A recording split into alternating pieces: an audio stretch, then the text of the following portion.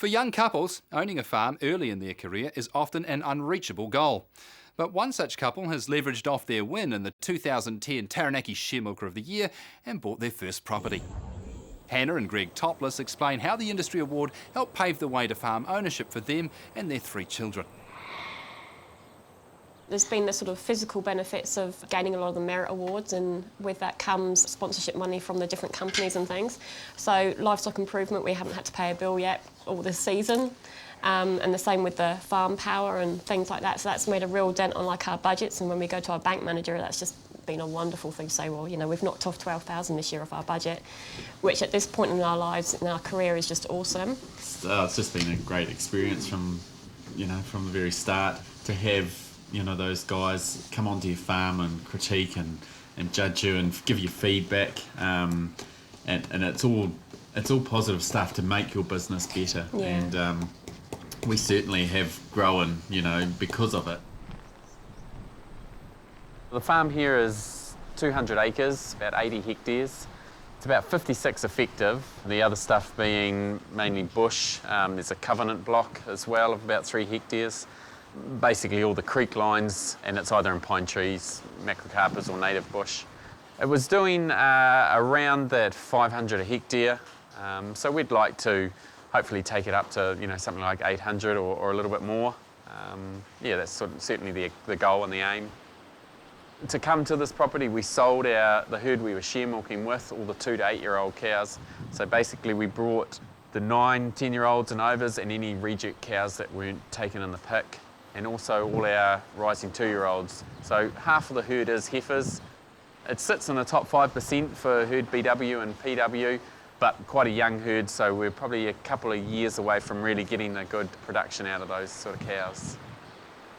When you have a passion about your cows and your breeding side of things, you work hard to create something quite neat, a good bunch of cows. So it is hard to sort of let it go, but then this is the big goal, and we can turn around and build it again back to where it was as well. Traditionally, I guess you wouldn't expect to have too many problems at this sort of altitude, but no, we've been just as dry as a lot of the other areas in Taranaki. The rain that has been coming has been very sporadic, and lots of areas have been missing out, and we've been one of them.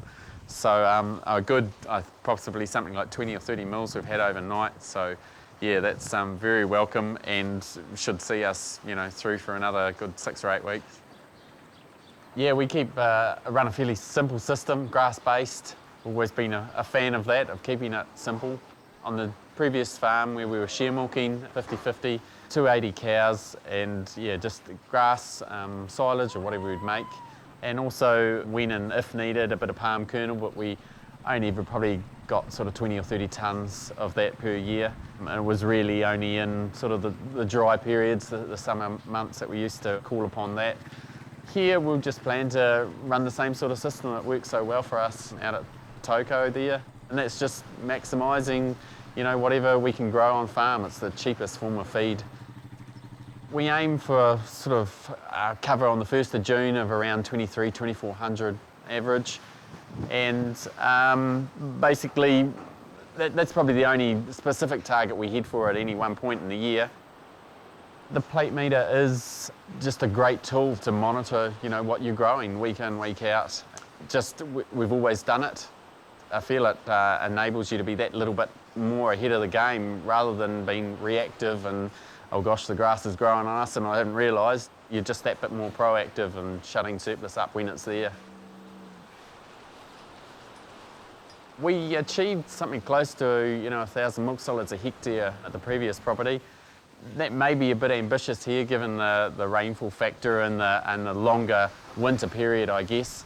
We're a bit later calving, although you tend to also make it a little bit up through the summers, the fact that they're a bit wetter and you're still growing grass. And also you tend to have good autumns up the mountain here. But yeah, I don't know whether we'll quite ever reach those good production levels that we used to get, but certainly I think we can put another 300 per hectare on what the place has been doing. Behind us is about 3 hectares of a QE2, Queen Elizabeth Trust, so it's under a covenant. fairly recent. It was done before we arrived. And we're just finishing off the final bits of fencing around it. The last of it's been done. We've got a few areas that need a bit of patching up and tidying up, but otherwise it's pretty much where it needs to be at now. This block here is just been done for silage about 2 weeks ago. You've got a quick cut off that before it got too dry.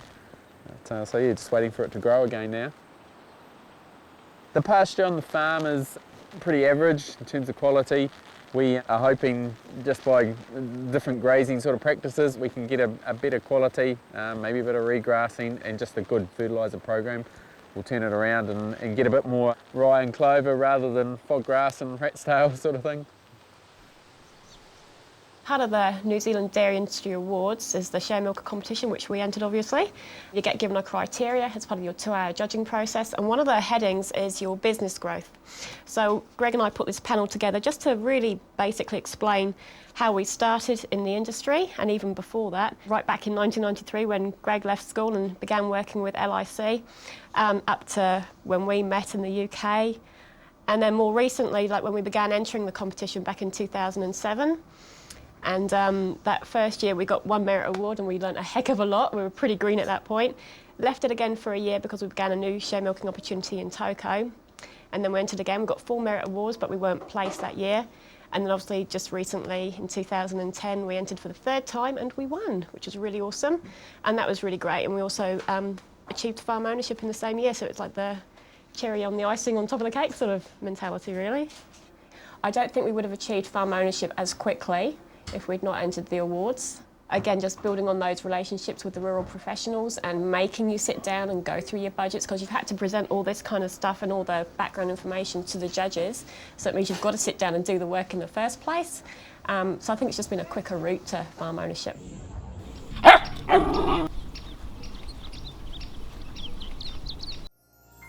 This program was made with funding from New Zealand On Air.